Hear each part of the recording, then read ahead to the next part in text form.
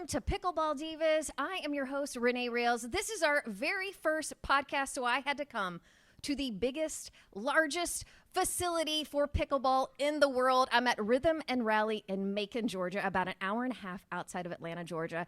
Joined today by the manager, John Roberts. John, how you doing today? Outstanding, Renee. Thank you so much for being here. Well, we've got some pickleball being played right now. Can you tell us what's going on? And we have the USA Pickleball Atlantic South Regional Tournament here. We got 832 players from 24 states plus Canada down in Macon this week.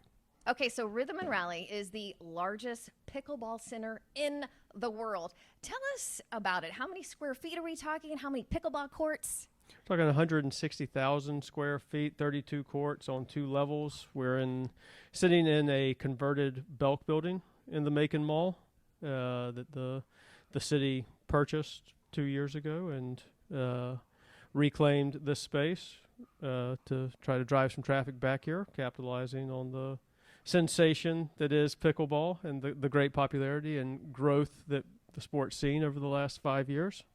And we now have the largest indoor facility in the world. In the world. That's why I had to start this podcast here. How many courts are we talking? How many pickleball courts? 32 dedicated courts up and down. Wow. Okay. Yeah. Now, let's talk about a little bit about how you guys are getting people from all over the world here. Are you having tournaments that are coming up? How can people come out here, not just to visit and come play, but actually get in one of these tournaments? Yeah, this is our second tournament, actually. Southern Pickleball was in last month for the Candy Cane Classic, which drew 650 players for our first event. 850 this week or almost 850, like we said, for the USA Pickleball event next month. Southern Pickleball is back with Making Love coming up February 11th and 12th right here. We have another tournament on the calendar coming in April. Expect to have one announced as early as today that could be a certain color admission qualifier. Okay. To a future event, and that'll be coming up in May. And U.S. Senior Pickleball is holding their national indoor tournament here in July. So if you've topped amazing. that 50 age bracket, you can come down here in July and play in the national indoor with U.S. Senior Pickleball. Now, if you're watching this, or if you're listening to this and not actually watching this on YouTube, I just want to explain where we're at right now. We are in your conference room where we're watching the 5.0 players in this tournament right now. It's a pretty amazing view right now, especially since this used to be a Belk with a escalator going through the middle of it. That's exactly right. Yeah, it's been just a phenomenal renovation. Right after the city acquired this space, the Macon hosted the Southern Regional USA Pickleball Ambassador Retreat here, and we brought the ambassadors over to see the space and talk about what we hope to do. And you could see the skepticism in their in their eyes, because it was an old it was still, all the fixtures from the Belk were still in here. The out of order escalator, it was a Belk that had at that point been closed for 12 years. And the building is set vacant, and you could very much see the doubt as to whether or not this ambitious vision would even come close to reality.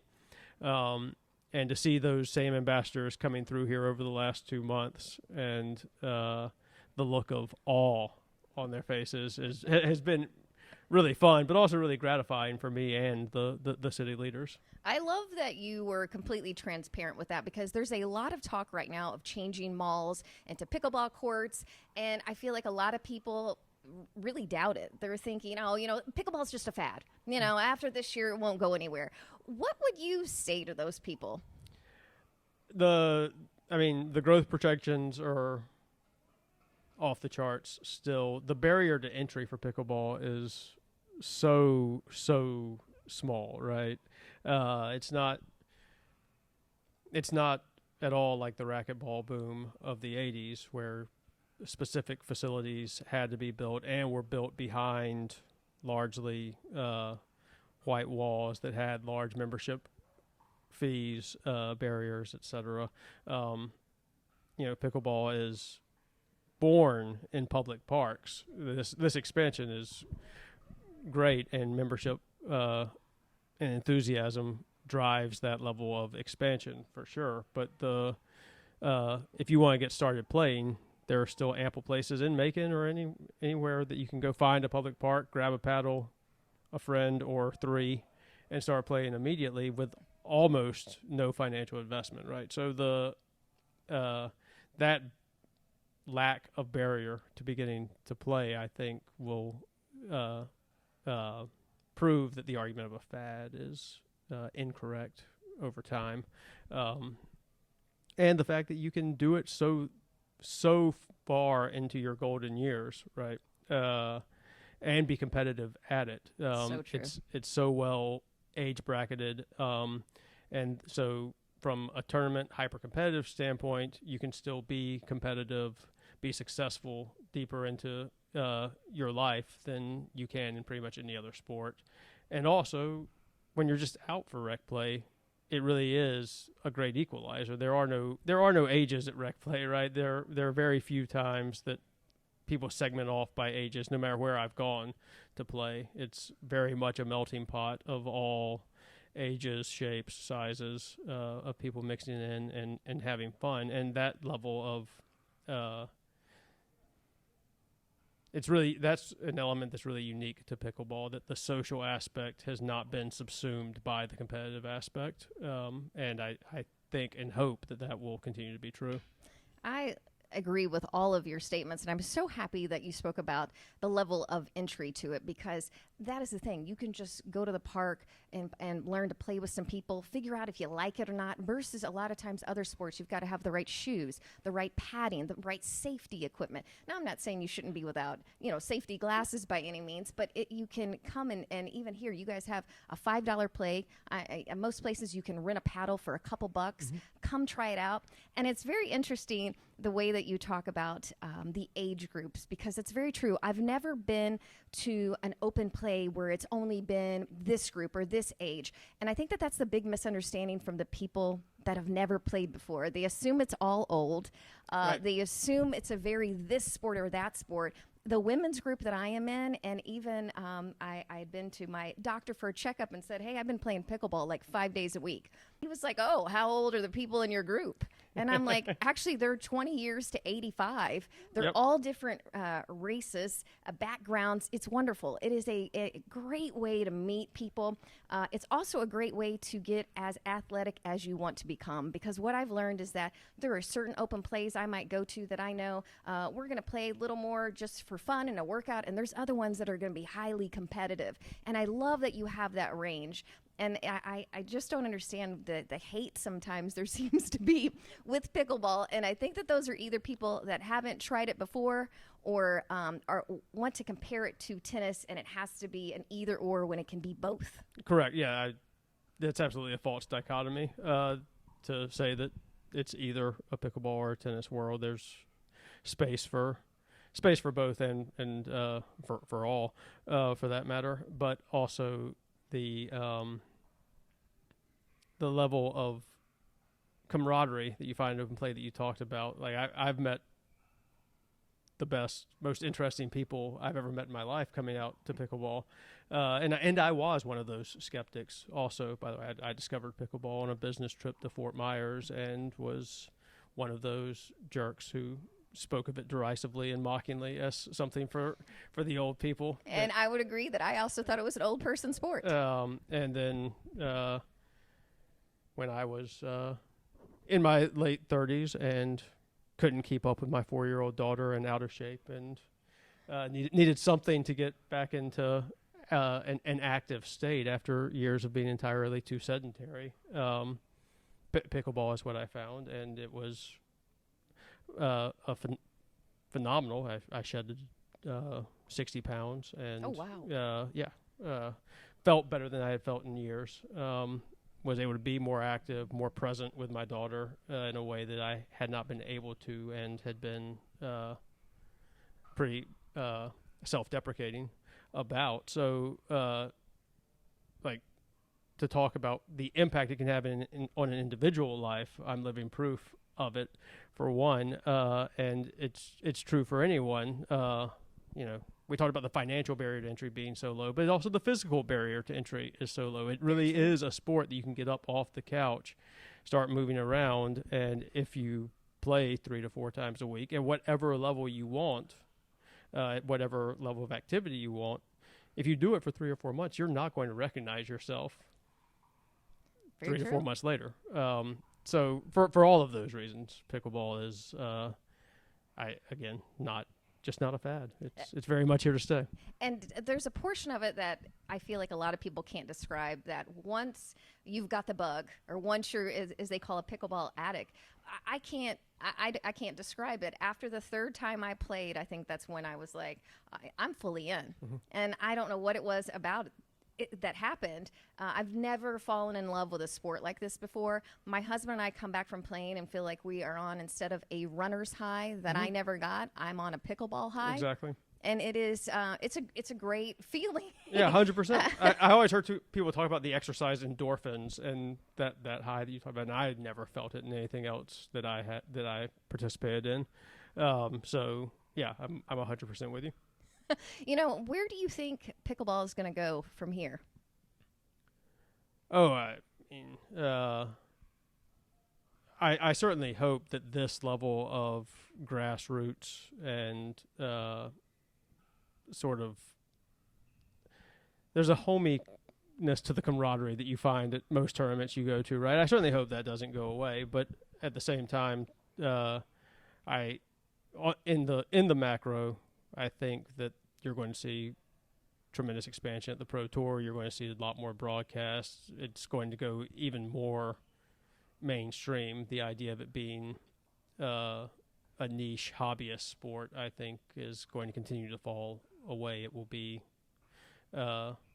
increasingly seen on not just streaming channels, but linear TV is going to start picking up pickleball events for Pro Tours. You will see increasing articles on more mainstream sports websites like ESPN, CBS Sports, especially as the PPA in California right now has Jack Sock and Sam Querrey making their full-time tour debuts. As more of those tennis players transition over and there's more of that name recognition and cachet given to the sport, the growth and the adoption of it as a mainstream sport is going to continue.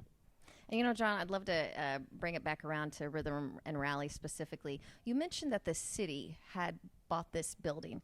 Can you talk a little bit about that for people that are interested of how can I get this going in my own city perhaps? Can you share the story of how Macon got behind this? Yeah, it is absolutely a testament to visionary leadership and buy-in from your local leaders. Our mayor, Lester Miller, spearheaded this project. Our executive director of urban development, Alex Morrison, oversaw the construction and the renovation.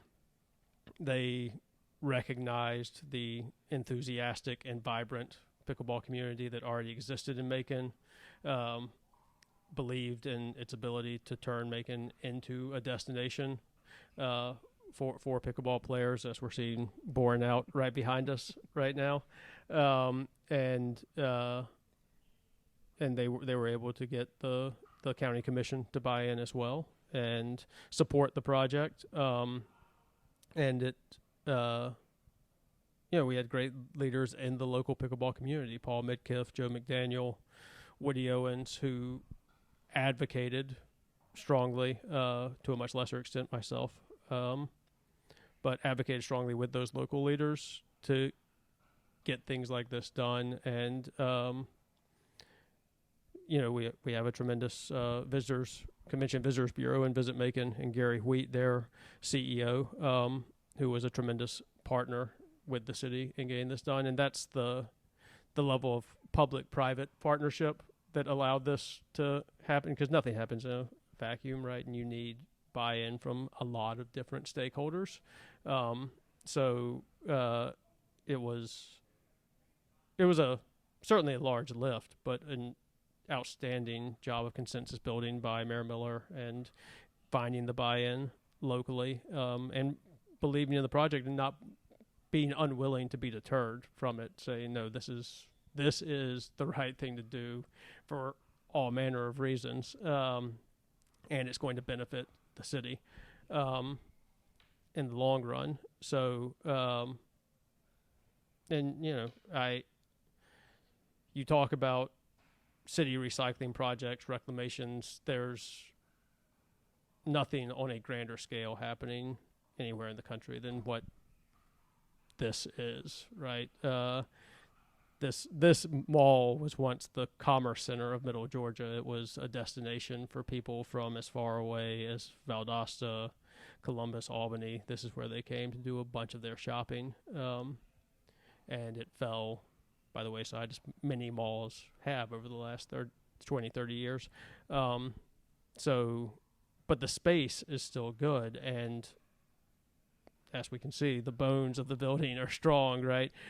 So finding a way to recycle that, reclaim it for your larger city good, and give your citizenry specifically a sense of place, like a real sense of place, of belonging, of where you can go and have